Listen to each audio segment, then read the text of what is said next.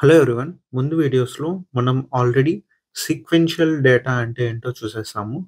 And ఇంకా sequential data ఉండేటప్పుడు మనం యూజ్ చేసే నెట్వర్క్‌నే రికరెంట్ న్యూరల్ నెట్వర్క్స్ అంటాము. అండ్ ఈ పర్టిక్యులర్ వీడియోలో ఒక రికరెంట్ న్యూరల్ నెట్వర్క్ ఎలా ఉండిద్దో డీటెయిల్‌గా డిస్కస్ చేసుకుందాము.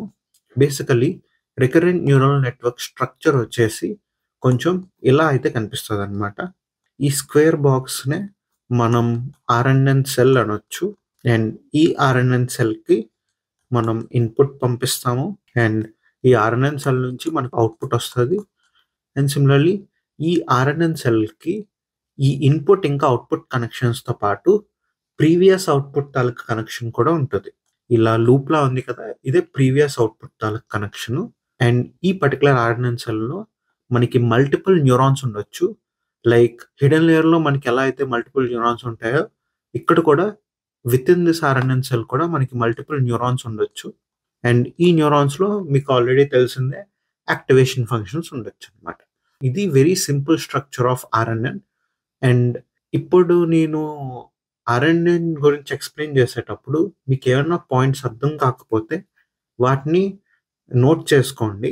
అండ్ నెక్స్ట్ 2, 3 వీడియోస్‌లో నేను ఎక్స్‌ప్లెయిన్ చేసిందంతా విన్నాక ఆ పాయింట్స్ అనేవి క్లారిఫై అయ్యాయో లేవో చూసుకోండి. ఒకవేళ క్లారిఫై అవ్వకపోతే మీ డౌట్స్‌ని కామెంట్ సెక్షన్‌లో కామెంట్ చేయండి. అప్పుడు నేను వాటిని క్లారిఫై చేయడానికి ట్రై చేస్తా. ఓకే. సో, అంతవరకు కొన్ని పాయింట్స్ అర్థం కాకపోయినా సరే వీడియోనైతే వాచ్ చేయడం ఆపేయొద్దు. కంటిన్యూయస్‌గా లాస్ట్ వరకు అయితే చూడండనమాట. ఇది నా సైడ్ నుంచి చిన్న రిక్వెస్ట్. ఇప్పుడు ఇంకొంచెం డీటెయిల్‌గా అర్థం చేసుకోవడానికి ట్రై చేద్దాము. సో, బేసికల్లీ మన ఇన్‌పుట్ అనేది ఈ ఆర్ఎన్ఎన్ సెల్‌కి కనెక్ట్ చేసేటప్పుడు మల్టిపుల్ కనెక్షన్స్ ఉండొచ్చు. కానీ ఇక్కడ ఒక సింగిల్ కనెక్షన్‌తో చూపిస్తున్నాను. అండ్ ఆ మల్టిపుల్ కనెక్షన్ మీద మనకి మల్టిపుల్ వెయిట్స్ ఉండొచ్చు. అండ్ ఆ వెయిట్స్ అన్నిటిని కంబైన్డ్‌గా మనం W0 అనుకుందాం. ఈ W0 అనే వెయిట్స్ దేనికి? ఈ ఇన్‌పుట్ నుంచి ఆర్ఎన్ఎన్ సెల్‌కి కనెక్ట్ చేసే కనెక్షన్స్‌కనమాట. వాటిని మనం W0 అంటాము.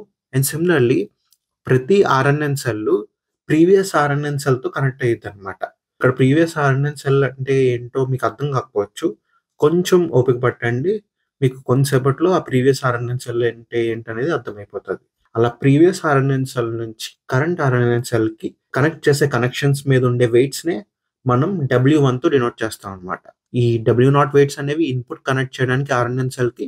వెరస్ W1 అనేవి ప్రీవియస్ ఆర్ఎన్ఎన్ తాలూకా అవుట్‌పుట్స్ అనేవి కరెంట్ ఆర్ఎన్ఎన్‌కి కనెక్ట్ చేయడానికి యూజ్ చేసే వెయిట్స్ అనమాట. అండ్ సిమిలర్‌లీ మన ఆర్ఎన్ఎన్ నుంచి వచ్చే అవుట్‌పుట్ జనరేట్ చేయడానికి యూజ్ చేస్తే అప్పుడు మనం కొన్ని వెయిట్స్ యూజ్ చేస్తాము. వాటిని W2 అంటామనమాట. ఇవి different weight matrices that are present in recurrent neural network. ఒకటి W0, ఇంకోటి W1 అండ్ థర్డ్‌ది వచ్చేసి W2 అనమాట. W0 అనేది ఇన్‌పుట్ టు ఆర్ఎన్ఎన్ సెల్ ఉండే కనెక్షన్స్ మీద ఉండే వెయిట్స్.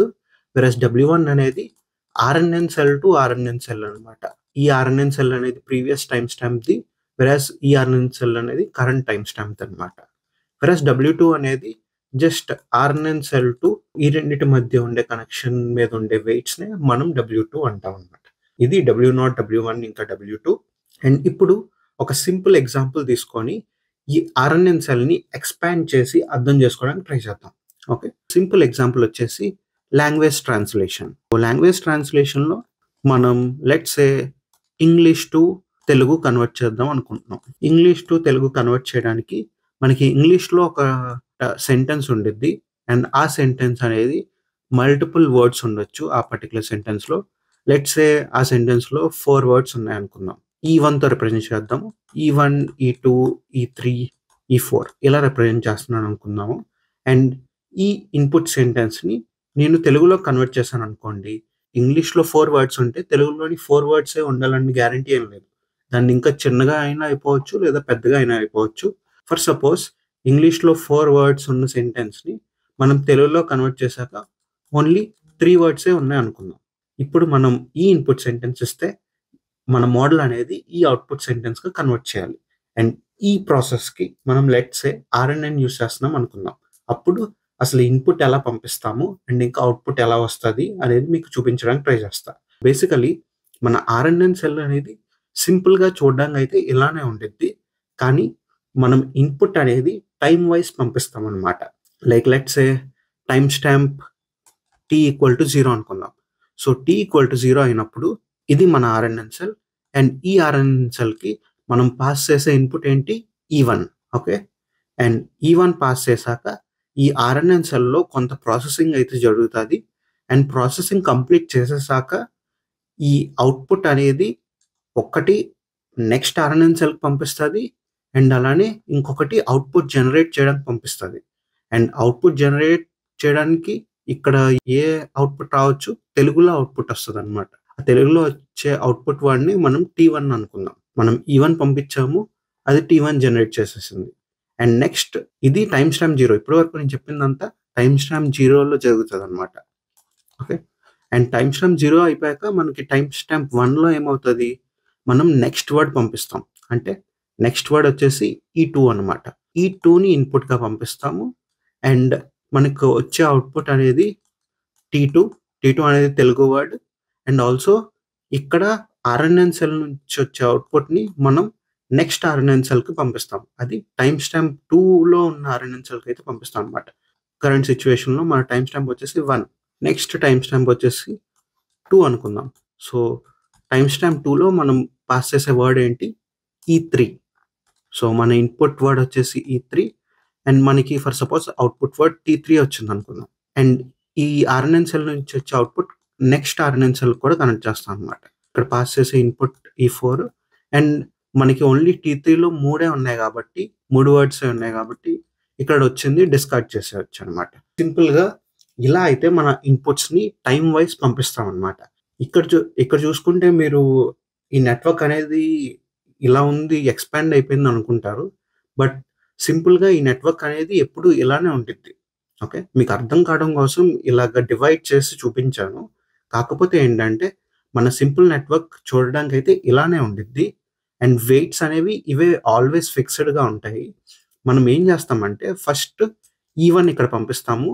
E1 పంపించినప్పుడు ఒకటి ఈ ఆర్ఎన్ఎన్ సెల్ నుంచి వచ్చే అవుట్‌పుట్‌ని నెక్స్ట్ ఆర్ఎన్ఎన్ సెల్ కనెక్ట్ చేయడానికి ఉంచుకుంటాము. అండ్ ఆల్సో ఇవే అవుట్‌పుట్స్‌ని మనం అవుట్‌పుట్ జనరేట్ చేయడానికి కూడా పంపిస్తాం అనమాట.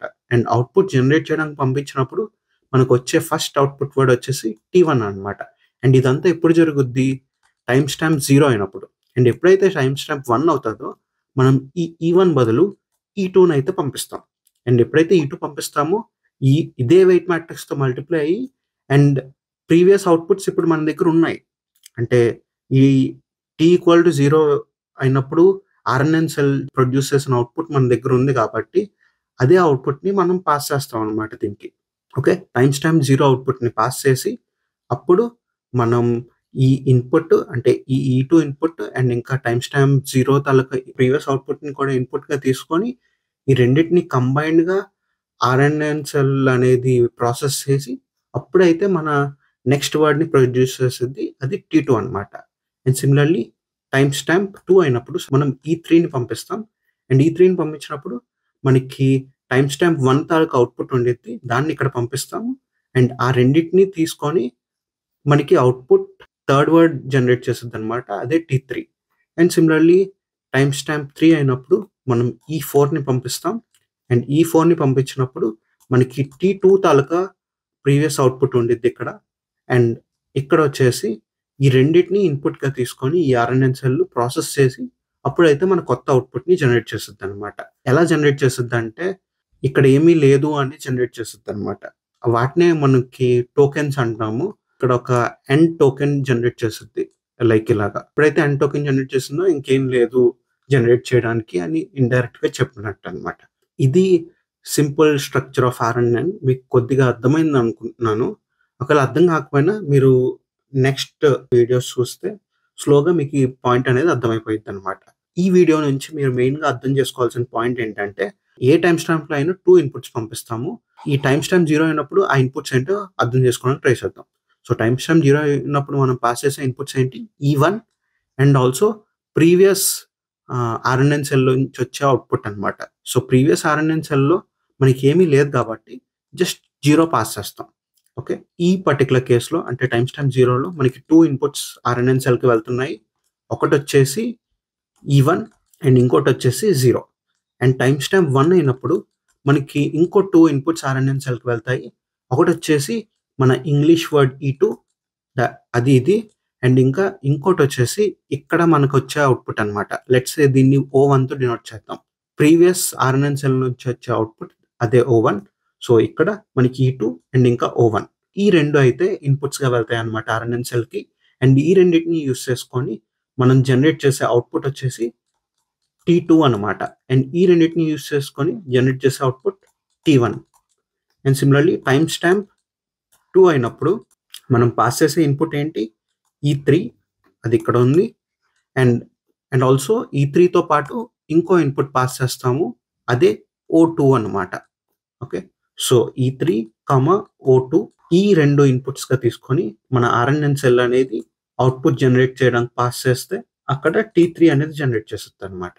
అండ్ సిమిలర్లీ టైమ్ స్టాంప్ 3 వచ్చినప్పుడు మనం ఏమేం పాస్ చేస్తాము, ఒకటి ఈ E4ని పాస్ చేస్తాం అండ్ అలానే O3ని కూడా పాస్ చేస్తాం అనమాట. టైమ్ స్టాంప్ 3 అయినప్పుడు ఏమేమి పాస్ చేస్తున్నాము, E4 అండ్ ఇంకా O3.